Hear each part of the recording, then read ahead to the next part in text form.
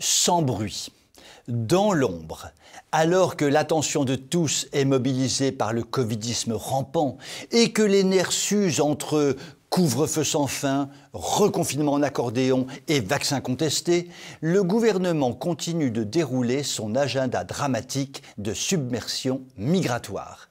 Les mineurs isolés sont devenus des figures incontournables des médias, en particulier dans la presse quotidienne régionale, qui se délectent d'anecdotes montrant la capacité des dits mineurs à attendrir le cœur des Français simples de province, qui leur ouvrent leurs maisons et leurs familles, et parfois davantage encore, entre bons sentiments et parfois sordides épilogues.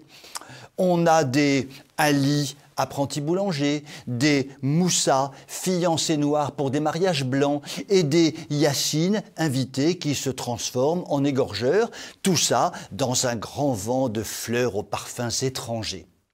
Mais ce n'est pas cela qui préoccupe notre bonne Marlène, la madone du vivre ensemble, la plantureuse copine à Moussa d'Armarien. Elle a d'autres plans à l'étude.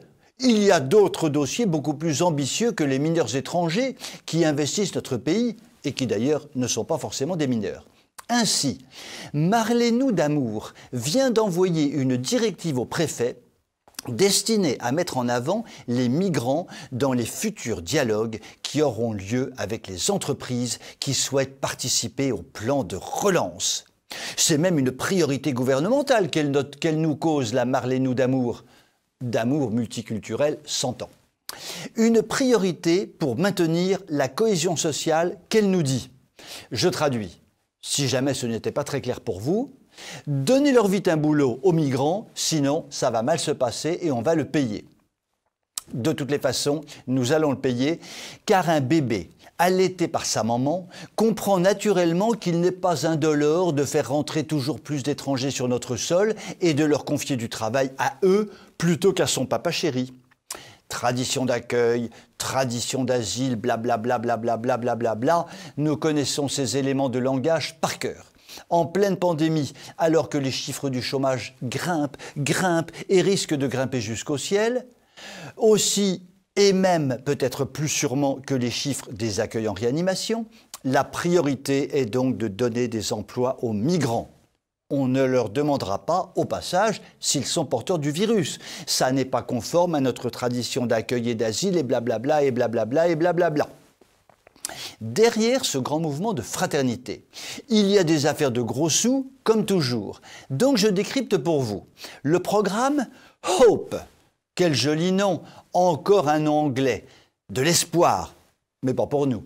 Le programme Espoir que déploie Lily Marlène répond à une logique de prise en charge complète du réfugié allant de l'insertion professionnelle à l'accès aux soins, à l'accompagnement administratif ou à la recherche de logement.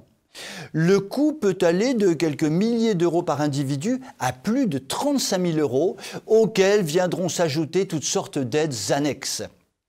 Comme me le disait Tante Gertrude, ma conseillère politique à qui je racontais cette histoire, ne comptons pas, au diable les varices.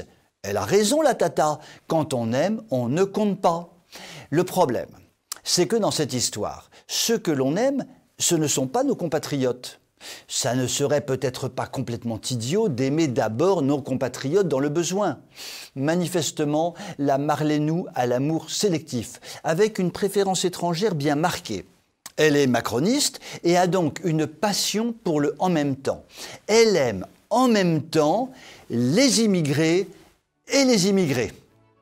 Sur cette conclusion d'amour migratoire, je vous souhaite une très bonne soirée et je vous dis à demain.